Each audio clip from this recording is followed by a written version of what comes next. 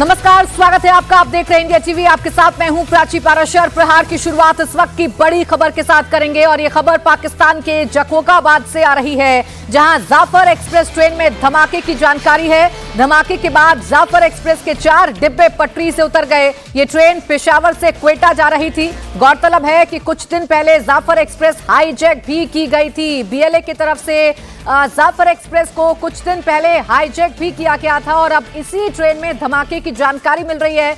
बड़ी खबर यह है कि जकोबाबाद में ये पूरा का पूरा घटनाक्रम सामने आया है। क्वेटा ये ट्रेन जा रही थी और इसी बीच इस ट्रेन में धमाका होता है और ट्रेन के कुछ डिब्बे पटरी से उतर जाते हैं। ये पाकिस्तान के पेशावर से क्वेटा जा रही थी। कुछ दिन पहले जाफर एक्सप्रेस को हाईजैक भी किया गया था। बीएलए ने पाकिस्तान को कड़ी चेतावनी दी थी, पाकिस्तानी आर्मी को कड़ी चेतावनी दी थी और भारी नुकसान उस हाईजैकिंग के बाद पाकिस्तान को उठाना पड़ा था। उसके सबूत पाकिस्तान ने दुनिया से छिपाने की कोशिश की थी और अब एक बार फिर यही जाफर एक्सप्रेस है और ये जाफर एक्सप्रेस पेशावर से क्वेटा जा रही थी और इसी दौरान इस ट्रेन में धमाका होता है और धमाके के बाद ट्रेन के कुछ डिब्बे पटरी से उतर जाते हैं। तो ये बड़ी खबर इस वक्त की आपको बता रहे हैं। पाकिस्तान के हालात क्या हैं, ये इन तस्वीरों से, इस घटना से अंदाजा लगाया जा सकता है। पाकिस्तान में कैसे आप कह सकते हैं बलूचिस्तान हो, ये तमाम जो जगह हैं, कैसे पाकिस्तान सरकार की मुश्किलें बढ़ा रही हैं, ये भी इन तस्वीरों को देखकर अंदाजा लगाया जा सकता है। तो पेशावर से क्वेटा ये ट्रेन जा रही थी और इसी दौरान धमाके की खबर है। तो पाकिस्तान कैसे एक्सपोज हो रहा है और पाकिस्तान पर भारत की नीति क्या है, ये भी अब पूरी दुनिया के सामने आ रहा है। एक तरफ पीएम मोदी और ट्रंप के बीच टेलीफोन पर बातचीत हो रही है, वहीं ट्रंप आज पाकिस्तान के army chief field marshal Asim Munir को लंच देने वाले हैं। ट्रंप व्हाइट हाउस के कैबिनेट रूम में स्थानीय समय के मुताबिक दोपहर 1 बजे मुनीर के साथ लंच करेंगे। आमतौर पर किसी देश के आर्मी चीफ के लिए अमेरिकी राष्ट्रपति से मुलाकात करना ही मुश्किल होता है, लेकिन ट्रंप ने आसिम मुनीर को अपने साथ लंच के लिए बुलाया है, वो भी ऑपरेशन सिंदूर के बाद। आरोप है कि पहलगाम आतंकी हमले के लिए मुनीर ही जिम्मेदार है। इसके बावजूद मुनीर का ट्रंप से मिलना काफी अहम है। इस लंच के दौरान मीडिया की एंट्री भी नहीं होगी। तो ये बड़ी खबर है। दरअसल आसिम मुनीर पाकिस्तानी डायस्पोरा को संबोधित करने के लिए, पाकिस्तानी डायस्पोरा के बीच में अपनी बात रखने के लिए अमेरिका में मौजूद था। लगातार आसिम मुनीर की तरफ से, पाकिस्तान की तरफ से कोशिश थी कि राष्ट्रपति ट्रंप से मुलाकात हो और अब लंच पर आसिम मुनीर को बुलाया गया है। व्हाइट हाउस की तरफ से राष्ट्रपति ट्रंप का आज का जो कार्यक्रम जारी किया गया है, उसमें कहा गया है कि राष्ट्रपति ट्रंप पाकिस्तान के आर्मी चीफ के साथ लंच करेंगे। इसमें मुनीर का नाम नहीं लिखा गया है, लेकिन साफ साफ जिक्र है कि वो पाकिस्तान इस्लामिक गणराज्य के आर्मी चीफ के साथ लंच करेंगे। अब पाकिस्तान का आर्मी चीफ कौन है? आसिम मुनीर। और उसी आसिम मुनीर जो पहलगाम हमले का आरोपी है, जिसने पहलगाम हमले की साजिश को रचा, उससे ट्रंप मुलाकात करने जा रहे हैं। अब सवाल यह है कि आखिर ट्रंप ऐसे समय में मुनीर से क्यों मिल रही हैं, जब भारत पहलगाम आतंकी हमले के लिए सीधे सीधे मुनीर को ही जिम्मेदार मान रहा है। आखिर इस मुलाकात के पीछे क्या है? ट्रंप बार बार बयान दे रहे हैं कि उन्होंने भारत और पाकिस्तान के बीच सीज फायर कराया। ट्रंप ने अपने हाल के बयानों में पाकिस्तानी लीडरशिप की तारीफ की, तो अमेरिका के बहुत बड़े जनरल ने पाकिस्तान को अपना सहयोगी बताया। सवाल यह है कि क्या भारत और पाकिस्तान को लेकर अमेरिका की जो नीति है वो बदल रही है? अमेरिका का जो सॉफ्ट कॉर्नर है वो बार बार पाकिस्तान के साथ नजर क्यों आ रहा है, ये सवाल है। ट्रंप के साथ मुनीर के लंच को लेकर अब देश में सियासत शुरू हो गई है। कांग्रेस ने मोदी सरकार को घेरा है, जबरदस्त अटैक सरकार पर किया है। कांग्रेस ने इसे मोदी सरकार के लिए तिहरा झटका बताया। कांग्रेस प्रवक्ता जयराम रमेश ने कहा कि ट्रंप ने ऐसे शख्स को लंच पर बुलाया जिसका भड़काऊ भाषण पहलगाम आतंकी हमले के लिए जिम्मेदार है। तो एक तरफ आसिम मुनीर ट्रंप से मुलाकात आज करेगा और इस बीच देश में सियासत का मौका एक बार फिर से खुल गया है। कांग्रेस ने सरकार पर हमला बोला है। फील्ड मार्शल आसिम मुनीर के भड़काऊ, उत्तेजक, आपत्तिजनक और आग लगाने की जो उन्होंने बात की थी, जो बयान दिया था, उसका सीधा ताल्लुकात अप्रैल 22 पहलगाम आतंकवादी हमले से है। और इसी व्यक्ति को एक विशेष निमंत्रण मिलता है आज राष्ट्रपति ट्रंप के साथ भोजन का, यानी कि ये एक प्राइवेट मीटिंग है। हम तो सिर्फ उपराष्ट्रपति तक मिल सकते थे, हमारा जो डेलीगेशन गया था, अभी फील्ड मार्शल आसिम मुनीर राष्ट्रपति ट्रंप से मुलाकात कर रहे हैं, उनके साथ बैठ रहे हैं। ये तो पहला झटका है। दूसरा झटका हमें मिला जब यूएस सेंट्रल कमांड के जो अध्यक्ष थे माइकल कुरिला, उन्होंने कहा कि पाकिस्तान एक असाधारण, एक अभूतपूर्व, एक विशेष साथी है अमेरिका का, ये आतंकवाद के खिलाफ जो कार्रवाई की जा रही है उस अभियान में। इसका मतलब क्या? और तीसरा, राष्ट्रपति ट्रंप ने 14 बार कहा है कि मेरे मध्यस्थता के कारण भारत और पाकिस्तान के बीच में युद्ध विराम हुआ, यानी कि भारत को ऑपरेशन सिंदूर रोकने को मैंने मजबूर किया। और मैंने ट्रेड और टैरिफ नॉट तारीफ, प्रधानमंत्री तारीफ सुनना चाहते हैं और राष्ट्रपति टैरिफ की बात करते हैं, टैरिफ को लेकर उन्होंने बात कही। तो ये तो एक तिहरा झटका है ना, ये तो एक ट्रिपल झटका है हमारे विदेश नीति के लिए। तो ट्रंप बार बार ये बताते हैं कि पाकिस्तान और भारत के बीच में सीज फायर कैसे हुआ, और इसी को लेकर प्रधानमंत्री नरेंद्र मोदी की राष्ट्रपति ट्रंप से फोन पर बातचीत भी हुई है। G7 बैठक के बाद पीएम मोदी और अमेरिकी राष्ट्रपति ट्रंप के बीच मुलाकात तो नहीं हो पाई, क्योंकि ट्रंप बीच में ही इस बैठक को छोड़कर, इस समिट को छोड़कर दूसरे दिन अमेरिका वापस लौट गए थे। इसलिए मोदी और ट्रंप के बीच फोन पर बातचीत हुई है और इस दौरान ट्रंप ने पीएम मोदी को अमेरिका आने का न्योता दिया। ट्रंप ने मोदी से पूछा कि क्या वो G7 की बैठक के बाद कनाडा से सीधे अमेरिका आ सकते हैं। इस पर पीएम मोदी ने अपनी असमर्थता जताई, अपने पूर्व निर्धारित कार्यक्रमों का हवाला दिया। ये ऑपरेशन सिंदूर के बाद मोदी और ट्रंप के बीच पहली बातचीत है। ट्रंप बार बार दावा कर रहे हैं कि उन्होंने ट्रेड डील की बात कर भारत और पाकिस्तान के बीच जंग रुकवाई थी, लेकिन इस बातचीत में मोदी ने बहुत साफ साफ कहा कि भारत और अमेरिका के बीच ट्रेड डील को लेकर कोई बातचीत नहीं हुई है। जो ट्रंप और प्रधानमंत्री नरेंद्र मोदी के बीच में फोन पर बातचीत हुई है, उसमें पीएम ने बताया है कि कैसे अब गोली का जवाब गोले से दिया जाएगा। प्रधानमंत्री नरेंद्र मोदी ने बताया है कि अमेरिका या किसी भी देश की मध्यस्थता न भारत ने पहले कभी स्वीकार की है, न स्वीकार करेगा, ये प्रधानमंत्री ने बताया है। ऑपरेशन सिंदूर के बाद पीएम मोदी और ट्रंप के बीच पहली बातचीत है। ये बातचीत ट्रंप के अनुरोध पर हुई और 35 मिनट तक चली। इस दौरान पीएम मोदी ने अपना स्टैंड बिल्कुल साफ कर दिया। मोदी ने ट्रंप से कहा कि भारत को कश्मीर के मुद्दे पर मध्यस्थता न कभी मंजूर थी, ना ही है और ना कभी मंजूर होगी। ऑपरेशन सिंदूर के दौरान 9 मई को अमेरिकी उपराष्ट्रपति वेंस ने पीएम मोदी को फोन किया था। इस दौरान वेंस ने कहा था कि पाकिस्तान भारत पर बड़ा हमला कर सकता है। इस पर मोदी ने जवाब दिया था कि अगर पाकिस्तान ने ऐसा किया तो भारत इससे भी बड़ा हमला करेगा। इसी के बाद भारत ने पाकिस्तान में 10 मई को बड़ी तबाही मचाई थी। इसी के बाद पाकिस्तान सीज फायर के लिए गिड़गिड़ाया था भारत के सामने, जिसे भारत ने मंजूर किया। मोदी ने ट्रंप से साफ साफ कहा कि भारत पाकिस्तान सीज फायर में किसी तीसरे देश का रोल नहीं था। ये देश के प्रधानमंत्री नरेंद्र मोदी ने उन ट्रंप के सामने साफ कर दिया है। वही ट्रंप जो 14 बार पूरी दुनिया के सामने कह चुके हैं कि ट्रेड की धमकी देकर सीज फायर कराया गया था। प्रधानमंत्री मोदी और राष्ट्रपति ट्रंप की मुलाकात G7 समिट की साइडलाइंस पर होनी तय थी। राष्ट्रपति ट्रंप को जल्दी वापस अमेरिका लौटना पड़ा, जिसके कारण ये मुलाकात नहीं हो पाई। इसके बाद राष्ट्रपति ट्रंप के आग्रह पर आज दोनों लीडर्स की फोन पर बात हुई। बातचीत लगभग 35 मिनट चली। 22 अप्रैल को पहलगाम आतंकी हमले के बाद राष्ट्रपति ट्रंप ने फोन पर प्रधानमंत्री मोदी को शोक संवेदना प्रकट की थी और आतंक के खिलाफ समर्थन व्यक्त किया था। उसके बाद दोनों लीडर्स की ये पहली बातचीत थी।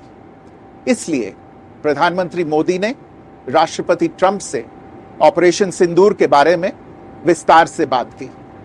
प्रधानमंत्री मोदी ने राष्ट्रपति ट्रंप को स्पष्ट रूप से कहा कि 22 अप्रैल के बाद भारत ने आतंकवाद के खिलाफ कार्रवाई करने का अपना दृढ़ संकल्प पूरी दुनिया को बता दिया था। प्रधानमंत्री मोदी ने कहा कि 6-7 मई की रात को भारत ने पाकिस्तान और पाकिस्तान ऑक्यूपाइड कश्मीर में सिर्फ आतंकी ठिकानों को ही निशाना बनाया था। भारत के एक्शन बहुत ही मेजर्ड, प्रिसाइज और नॉन एस्केलेटरी थे। साथ ही भारत ने यह भी स्पष्ट कर दिया था कि पाकिस्तान की गोली का जवाब भारत गोले से देगा। 9 मई की रात को उपराष्ट्रपति वांस ने प्रधानमंत्री मोदी को फोन किया था। उपराष्ट्रपति वांस ने कहा था कि पाकिस्तान भारत पर बड़ा हमला कर सकता है। प्रधानमंत्री मोदी ने उन्हें साफ शब्दों में बताया था कि यदि ऐसा होता है तो भारत पाकिस्तान को उससे भी बड़ा जवाब देगा।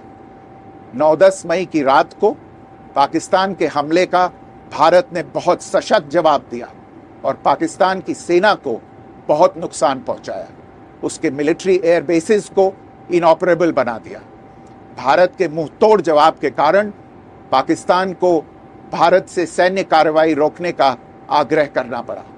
प्रधानमंत्री मोदी ने राष्ट्रपति ट्रंप को स्पष्ट रूप से कहा कि इस पूरे घटनाक्रम के दौरान कभी भी किसी भी स्तर पर भारत अमेरिका ट्रेड डील या अमेरिका द्वारा भारत और पाकिस्तान के बीच मध्यस्थता जैसे विषयों पर बात नहीं हुई थी। सैन्य कार्रवाई रोकने की बात सीधे भारत और पाकिस्तान के बीच दोनों सेनाओं की एग्जिस्टिंग चैनल्स के माध्यम से हुई थी और पाकिस्तान के ही आग्रह पर हुई थी। प्रधानमंत्री मोदी ने जोर देकर कहा कि भारत ने न तो कभी मध्यस्थता स्वीकार की थी, न करता है और न ही कभी करेगा।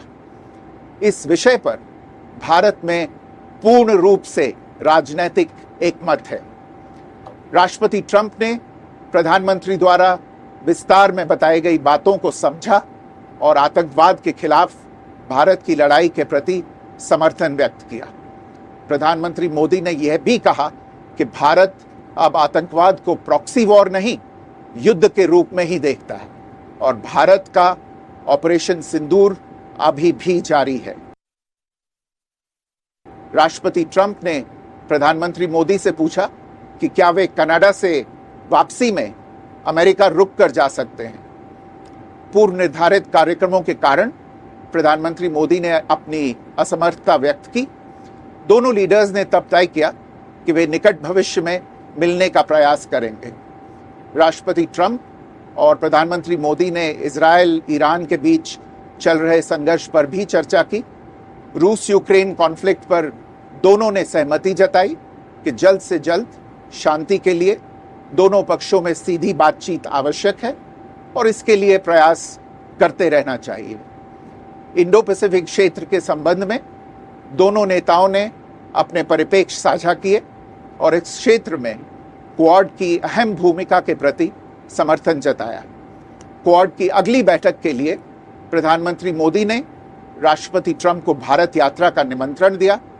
राष्ट्रपति ट्रंप ने निमंत्रण स्वीकार करते हुए कहा कि वे भारत आने के लिए उत्सुक हैं।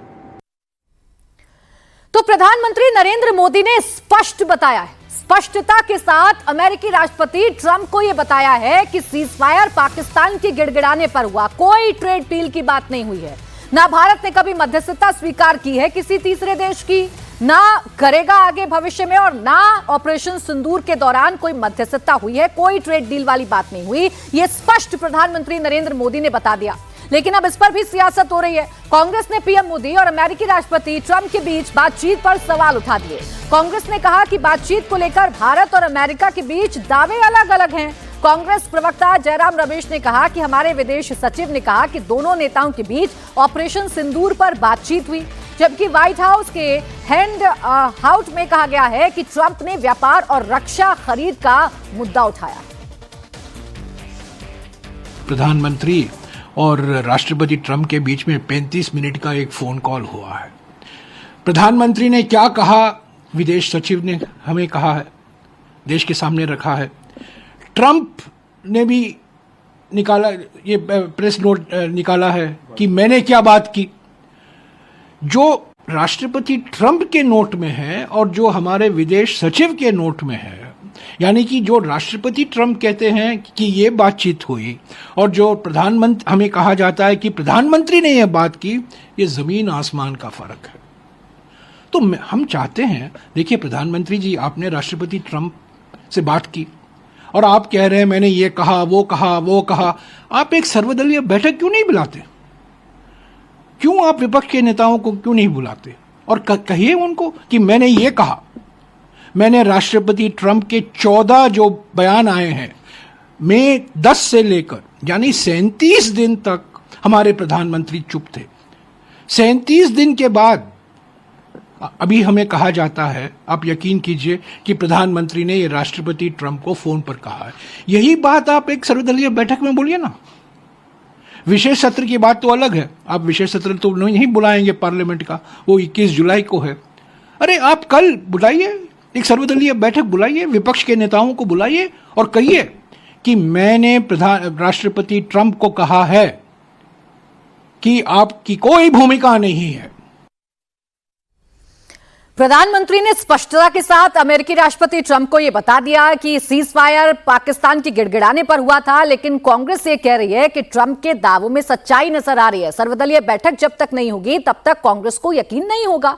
अब जयराम रमेश ने बयान दिया तो बीजेपी ने पलटवार कर दिया। जयराम रमेश झूठ बोल रहे हैं, ये बीजेपी ने कहा और कहा कि ट्रंप से बातचीत को कांग्रेस पचा नहीं पा रही है। जयराम रमेश राहुल की तरह ही झूठ बोलते हैं। ये पलटवार भारतीय जनता पार्टी की तरफ से किया गया है और ये बताया गया है कि जयराम रमेश झूठ बोलते हैं। चूंकि ट्रंप और मोदी के बीच में बातचीत हुई है, ट्रंप और देश के प्रधानमंत्री नरेंद्र मोदी के बीच में बातचीत हुई है और इस बातचीत में बड़ा स्पष्ट प्रधानमंत्री नरेंद्र मोदी ने कहा है कि ये सीजफायर पाकिस्तान के गिड़गिड़ाने पर हुआ, कोई ट्रेड डील की बात नहीं हुई है, किसी भी तीसरे देश की मध्यस्थता नहीं हुई है, ना इससे पहले कभी भारत ने स्वीकार की है और आगे ना कभी भारत स्वीकार करेगा। ये स्पष्ट बड़ा क्लियर संदेश प्रधानमंत्री नरेंद्र मोदी ने ट्रंप से बातचीत में दे दिया है। लेकिन यहां कांग्रेस से सवाल पूछ रही है कि अगर ऐसा हुआ है तो सर्वदलीय बैठक में आकर आप जवाब दीजिए ना। यानी विदेश सचिव जो कह रहे हैं उस पर यकीन नहीं है। जब तक सर्वदलीय बैठक नहीं होगी, जब तक कांग्रेस को यकीन करना बड़ा मुश्किल हो रहा है और इसी पर बीजेपी ने सवाल खड़े कर दिए हैं।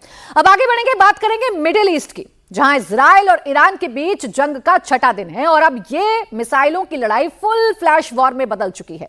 ईरान ने इजराइल के खिलाफ ऑफिशियली जंग का ऐलान कर दिया है। ईरानी supreme leader Ayatollah Ali Khamenei ने ऐलान जंग कर दिया है। खामेनेई ने घोषणा के बाद ईरान की तरफ से इजराइल पर कई मिसाइलें दागी हैं। इजरायली मीडिया के मुताबिक ईरान ने इजराइल पर कई बैलिस्टिक मिसाइलें दागी हैं, लेकिन इजराइल के आयरन डोम ने उन्हें हवा में तबाह कर दिया। हमला होते ही नॉर्थ इजराइल में सायरन बजने लगे। इजराइल ने भी ईरान पर पलटवार में 12 ठिकानों पर मिसाइलें दागी। ईरान के सुप्रीम लीडर अयातुल्लाह खामेनेई ने मंगलवार देर रात सोशल मीडिया प्लेटफॉर्म एक्स पर लिखा, जंग शुरू होती है, हम आतंकी यहूदी शासन को कड़ा जवाब देंगे। इस ऐलान के बाद ईरान ने इजराइल पर हमले तेज कर दिए। इस बीच G7 समिट बीच में छोड़कर अमेरिका लौटे राष्ट्रपति डोनाल्ड ट्रंप ने ईरान को चेतावनी देते हुए कहा कि ईरान बिना शर्त सरेंडर कर दे, नहीं तो हमें पता है सुप्रीम लीडर कहां छिपा है। अभी हम खामेनेई को मारना नहीं चाहते, खामेनेई हमारे लिए आसान टारगेट है। ट्रंप खुलकर इजराइल के साथ खड़े हैं। अब इजराइल भी ईरान पर लगातार एयर स्ट्राइक कर रहा है और अभी जो ट्रंप के बयानों के बाद सबसे बड़ा सवाल खड़ा हो गया है वो ये कि क्या अब अमेरिका डायरेक्ट फाइट में कूदेगा और क्या खामेनेई अमेरिका के निशाने पर हैं। खामेनेई के ऐलान जंग के बाद ईरान ने इजराइल पर फतेह मिसाइल से अटैक किया है। इजराइल के एयर डिफेंस सिस्टम आयरन डोम ने फतेह मिसाइल को इंटरसेप्ट कर दिया। जब यह मिसाइल अटैक हुआ तो आसमान में बिजली चमकती दिखाई दे रही थी और चारों तरफ मिसाइलों की वेव्स नजर आ रही थी, जो इस वक्त आप अपने टेलीविजन स्क्रीन में देख रहे हैं।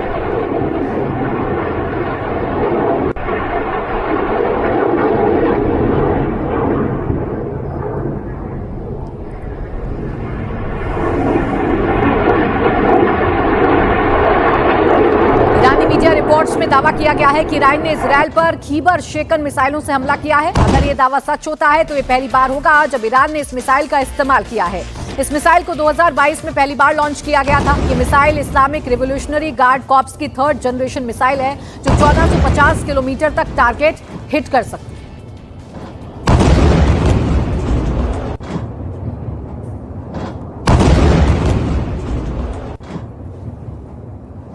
ईरान ने इजराइल पर 2 बैलिस्टिक मिसाइल दागी हैं, हालांकि इससे किसी को नुकसान नहीं पहुंचा। मिसाइल अटैक की तस्वीर आपको दिखाती हूं, कैसे आसमान में तेज धमाकों की आवाज सुनाई दे रही है।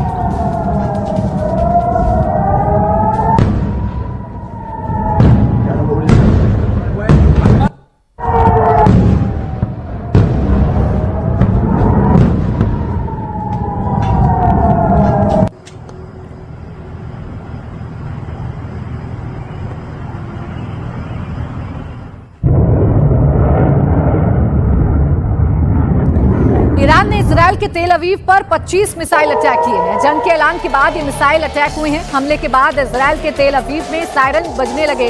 ईरान तेल अवीव को लगातार निशाना बना रहा है, मिसाइल और ड्रोन से लगातार अटैक कर रहा है। अब ऐलाने जंग के बाद हमले और भी ज्यादा तेज कर दिए गए।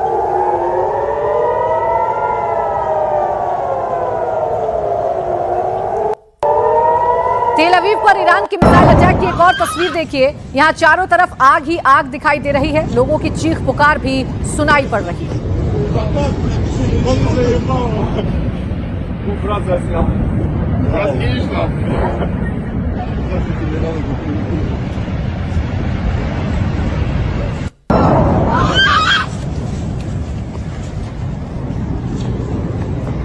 ईरान के कई मिसाइल अटैक ने तेल अवीव को दहलाकर रख दिया है। हालांकि कई मिसाइलों को डिफेंस सिस्टम ने नाकाम भी कर दिया है। आसमान से मिसाइलें नीचे गिरती साफ दिखाई दे रही हैं।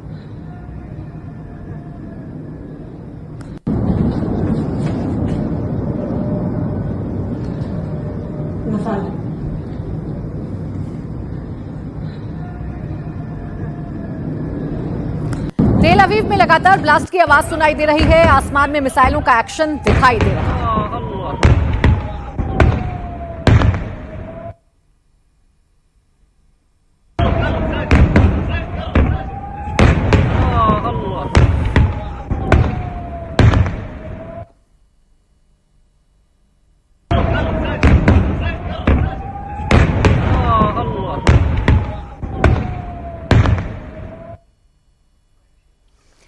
तो आसमान में ये चमकती लाइटें और तेज धमाकों की आवाज इस तरफ इशारा कर रही है कि तेल अवीव पर लगातार हमला किया जा रहा है ईरान की तरफ से। ईरान के हमले से इजराइल में तबाही की तस्वीर देखने को मिल रही है। तेल अवीव में जगह जगह आग लगी हुई है जिसे बुझाने की कोशिश की जा रही है।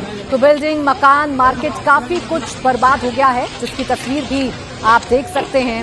लोग परेशान हैं और डर के साए में जीने को मजबूर हैं, क्योंकि ईरान की मिसाइल अब लगातार तेल अवीव पर अटैक कर रही हैं। इजराइल एक के बाद एक अपनी बैलिस्टिक मिसाइल से इजराइल पर हमला ईरान की तरफ से लगातार किया जा रहा है। हालांकि इजराइल भी ईरान को लगातार जवाब दे रहा है। ईरान की मिसाइल अटैक का इजराइल ने भी करारा जवाब दिया। इजराइल ने ईरान पर 60 फाइटर जेट से हमला किया है। ईरान की 12 मिसाइल लॉन्च साइट पर अटैक किया गया है।